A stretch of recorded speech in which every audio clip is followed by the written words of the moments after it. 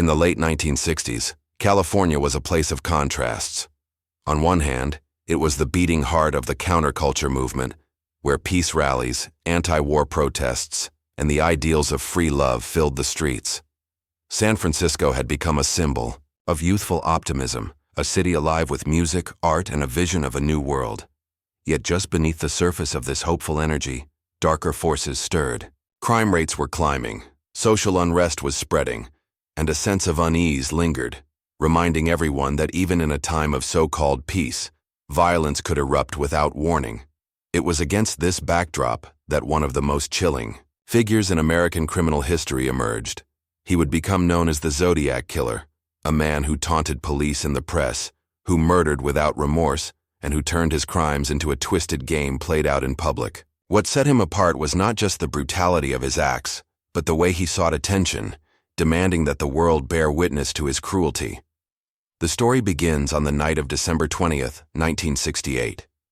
On a lonely stretch of road near Vallejo, California, two teenagers, David Faraday and Betty Lou Jensen, were out on what should have been a simple first date. They parked along Lake Herman Road, a quiet area frequented by young couples. At some point that evening, they were confronted by an unknown assailant. Betty Lou was shot 5 times in the back as she fled, while David was killed at close range. No motive was immediately clear. The crime shocked the community, but at that moment it seemed like an isolated act of violence, the kind of senseless tragedy that police sometimes encountered, but not yet connected to something larger. It would not stay isolated for long. On the night of July 4th, 1969, in Vallejo once again, another young couple was targeted. Darlene Ferrin, a 22-year-old waitress, and Michael Majot, her 19-year-old companion, had parked at Blue Rock Springs Park. Just before midnight, a car pulled up beside them.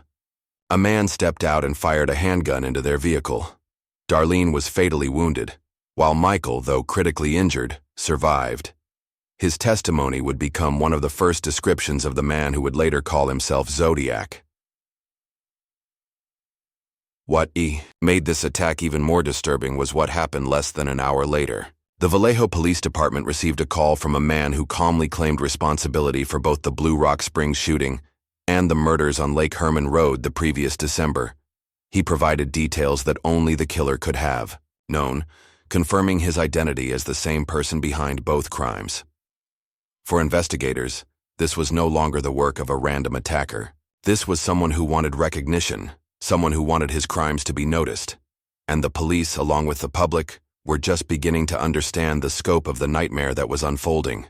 The terror escalated only weeks later. On July 31st, 1969, 3 letters arrived at the offices of the San Francisco Chronicle, the San Francisco Examiner, and the Vallejo Times-Herald. Each was nearly identical, containing a written confession and a demand. The newspapers were to publish his words on the front page. But these letters contained something more, a cipher, a coded message that the writer claimed held his identity. It was the first time the world would see the symbol that would become infamous, a crosshair-like circle with intersecting lines, signed simply, "This is the Zodiac speaking." The name alone was enough to capture the imagination of a frightened public. This was no ordinary killer. He was a predator who seemed to relish the spotlight, using newspapers as his stage and the city as his audience. With the arrival of those letters, a new chapter in American crime history had begun, one that would stretch on for years, leaving behind a trail of bodies, taunts, and unanswered questions. The Zodiac had announced himself, and California, still basking in the glow of its counterculture revolution, would soon find itself living in the long shadow of fear. As the summer of 1969 turned into autumn, the presence of the Zodiac was no longer confined to whispers among police officers or buried news reports. His letters had been splashed across front pages. His cryptic ciphers were being debated in living rooms across the country. And his mocking phrase, "This is the Zodiac speaking," had burned itself into the collective fear of California. Only a few days after his first letters arrived, the 3-part cipher he had sent was cracked by a high school teacher and his wife in Salinas. They managed to piece together the hidden message, a disturbing confession of sorts. The writer declared that he enjoyed killing because it was so much fun, comparing his acts to hunting animals. He boasted that his victims would serve him in the afterlife, as if his crimes were part of some twisted belief system. And while the cipher provided insight into his mindset, it offered no clue to his identity. The final line chillingly read, "I will not give you my name, because you will try to slow down or stop my collecting of slaves." The fact that the puzzle revealed nothing useful to investigators was more than frustrating. It was intentional. Zodiac wanted the police and public to work for scraps while he held the upper hand. His games had just begun. On September 27, 1969, the Zodiac struck again, this time in a remote, idyllic setting near Lake Berryessa, north of Napa. Brian Hartnell and Cecilia Shepard, two college students, were picnicking by the lake on a warm afternoon. It was peaceful, a world away from the city's fears. But the peace would not last. A man appeared, wearing a black hood that covered his head, with clip-on sunglasses concealing his eyes. Emblazoned on his chest was the now familiar crosshair symbol. He carried a gun and lengths of pre-cut rope. Approaching them calmly, the man claimed he was an escaped convict who needed their car and money to flee to Mexico. To reassure them, he spoke softly, pretending that they would not be harmed if they cooperated. He tied them both with the rope. Then, without warning, he drew a long knife and began stabbing. Cecilia was attacked multiple times, while Brian, though gravely wounded, would survive. After the assault, the attacker walked away, but not before leaving his signature. On the door of Brian's car, he drew the crosshair symbol and wrote the dates of his previous murders, along with the words, "By knife." Hours later, Cecilia Shepard succumbed to her injuries in the hospital. Brian Hartnell, despite his wounds, became one of the Zodiac's rare surviving witnesses, able to describe the killer's voice, demeanor, and chilling calm. His account remains one of the most detailed interactions with the Zodiac ever recorded. The killer, however, was far from done. Just 2 weeks later, on October 11, 1969, a cab driver named Paul Stine was murdered in the Presidio Heights neighborhood of San Francisco. Unlike the remote lovers' lanes of his earlier attacks, this crime occurred in the heart of a city, in a residential district. Stine had picked up a passenger who requested a ride to Presidio Heights.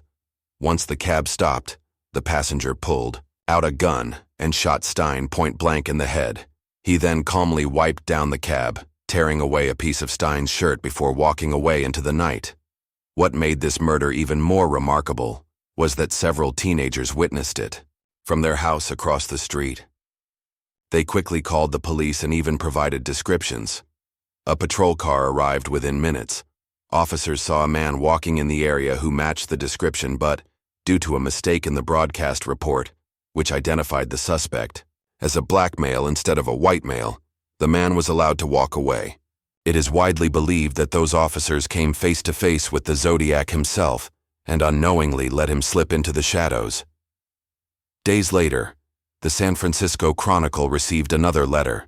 This one contained a piece of Paul Stine's blood-stained shirt, irrefutable proof that the writer was indeed the killer. In it, Zodiac taunted the police, mocking their inability to catch him. He threatened to shoot children on a school bus, saying he would target the tires and then pick off the kiddies as they came bouncing out. It was a threat so horrific that law enforcement had to take it seriously. Police began escorting school buses with armed patrols, and parents across the Bay Area lived in constant dread. By now, the Zodiac had become more than a murderer.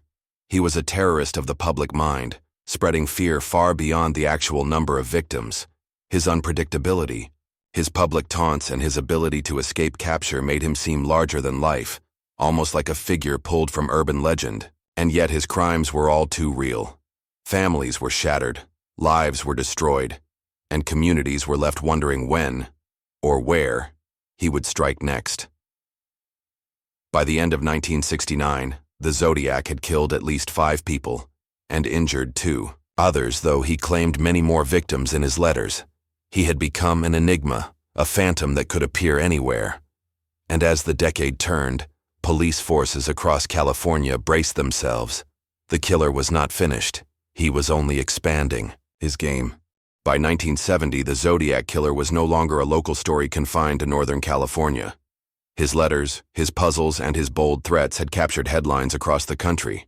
He had proven that he could kill in rural isolation or in the middle of a city. He had mocked the police, embarrassed investigators, and terrified the public. Now, law enforcement found themselves locked in one of the most frustrating manhunts in American history. The first challenge was jurisdiction. Each confirmed Zodiac crime had taken place in a different county. Vallejo police handled the Blue Rock Springs attack, while Napa County was responsible for Lake Berryessa, and San Francisco authorities investigated the Paul Stine murder. This fragmentation meant that evidence was scattered, reports weren't always shared quickly, and coordination was inconsistent. The FBI was eventually drawn in, but in those early years, there was no central task force. The Zodiac thrived in the cracks between agencies. The letters poured in relentlessly. Some included diagrams of homemade bombs, claiming he would use them on school buses. Others came with further pieces of Paul Stine's shirt, proving authenticity. And of course, there were the cryptograms, complex codes made of strange symbols, numbers, and letters. While one of his early ciphers had been solved, later ones, like the infamous 340-character cipher, remained stubbornly unsolved for decades. Every new letter drew fresh headlines, and Zodiac seemed to revel in his role as both killer and showman. One of the most chilling aspects of the investigation was how brazen the Zodiac became. He phoned police immediately after the Blue Rock Springs and Lake Berryessa attacks, calmly confessing to the crimes in his flat, unemotional voice.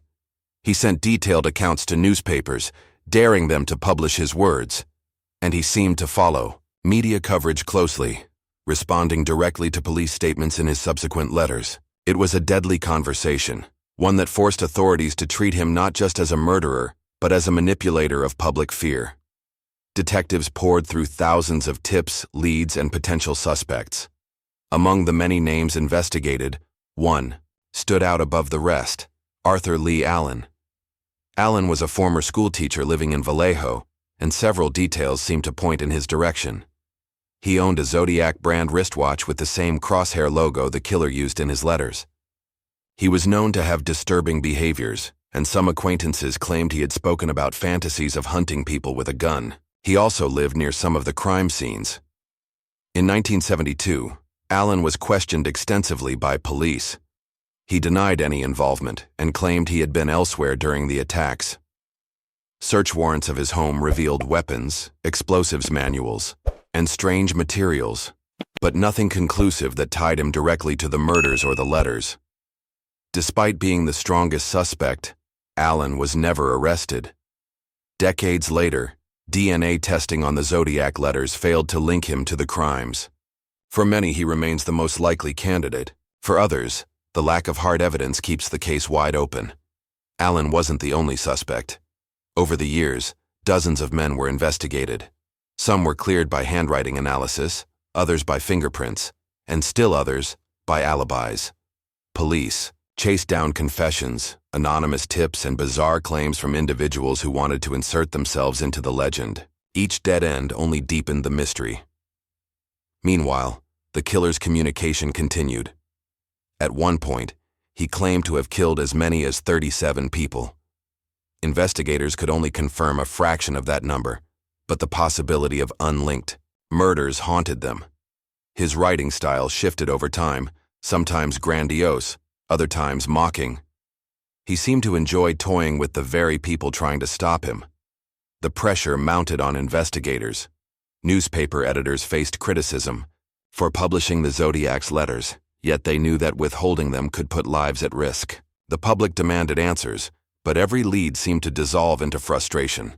For the police, the Zodiac case became a constant source of embarrassment, a reminder that a killer could write directly to them, reveal his crimes, and still walk freely in their city. As the 1970s wore on, the Zodiac's confirmed activity began to slow. Fewer letters arrived, and no new confirmed murders occurred after the killing of Paul Stine. Yet the mystery didn't fade. In fact, the killer's silence made him even more terrifying. Was he still out there, watching? Had he stopped killing, Or had he simply become better at hiding his crimes? By the time the decade ended, the Zodiac case had already become legend.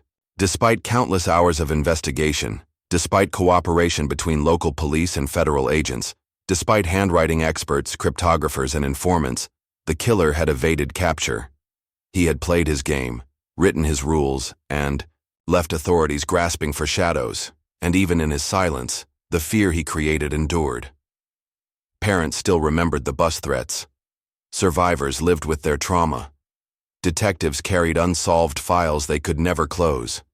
The Zodiac had achieved what he seemed to want most, to be unforgettable. The story of the Zodiac Killer did not end when the letters slowed, nor when the trail of confirmed murders went cold. If anything, the silence only deepened the mystery. For decades, the Zodiac case has remained one of the most infamous unsolved investigations in American history. His crimes have inspired fear, endless speculation, and an entire subculture of amateur sleuths determined to crack the case. The sheer boldness of the Zodiac set him apart from other killers of his era. He was not content to murder in secret. Instead, he broadcast his actions, taunted law enforcement, and forced newspapers into an impossible position. Publish his letters and spread fear, or risk the possibility of more bloodshed if they refused. His threats against schoolchildren, though never carried out, kept entire communities on edge. At the height of the panic, police cars followed buses through San Francisco neighborhoods, an eerie reminder of how one man's words could paralyze a city. What makes the Zodiac case so enduring is not just the brutality of the crimes, but the unfinished puzzle he left behind. His ciphers remain one of the most haunting elements of the story. In December 2020, decades after it was first sent, a team of codebreakers finally solved the Zodiac's infamous 340-character cipher. The solution revealed no hidden identity, only more taunts, confirming that the killer's primary goal had always been psychological control rather than confession. Other ciphers remain unsolved, fueling speculation that they may hold the key to his true name, or that they were never meant to be solvable at all. Over the years, theories have flourished. Some point to Arthur Lee Allen, whose disturbing behavior and circumstantial evidence seem to align with the Zodiac's profile. Others believe the killer may have been someone entirely different, a man whose name has never appeared in headlines. DNA testing in the 2000s offered hope of resolution, but the results were inconclusive. Tiny samples lifted from the envelopes did not match Allen, but questions remain about whether the DNA even belonged to the killer, or perhaps to someone else who handled the letters. The lack of definitive answers has kept the Zodiac case alive in popular culture. Books, documentaries, and films have revisited the crimes repeatedly, each offering their own theories, but never solving the mystery. The 2007 film Zodiac, directed by David Fincher, reintroduced the case to a new generation, emphasizing the obsessive frustration of those who tried and failed to catch him. Online communities continue the search today, analyzing old police reports, handwriting samples, and cipher patterns, convinced that the truth is still hidden in plain sight. Yet, the reality is far less dramatic. After more than half a century, the odds of conclusively identifying the Zodiac grow smaller with each passing year. Witnesses have aged or died. Evidence has degraded. And if the killer was an adult in the late 1960s, it is likely he is no longer alive. The lack of closure leaves both investigators and the public with an unsettling truth. The Zodiac got away, but his legacy endures. He changed the relationship between media, police, and criminals. He demonstrated how fear could be magnified through words, not just actions. He blurred the line between crime and performance, leaving behind a case that was as much about psychology as it was about murder. The Zodiac remains a chilling reminder that not all mysteries are meant to be solved. And so his shadow lingers over California. On quiet nights, when the fog drifts across the Bay Area and the streets of San Francisco grow silent, the story of the Zodiac Killer still whispers through history. A faceless man, hidden behind ciphers and taunts, who carved his name into American crime forever, not by being caught, but by never being found. This is why the Zodiac Killer is remembered. Not for the number of his victims, not even for the brutality of his crimes, but because he mastered the one weapon even more powerful than violence: fear. And fear is a legacy that never dies.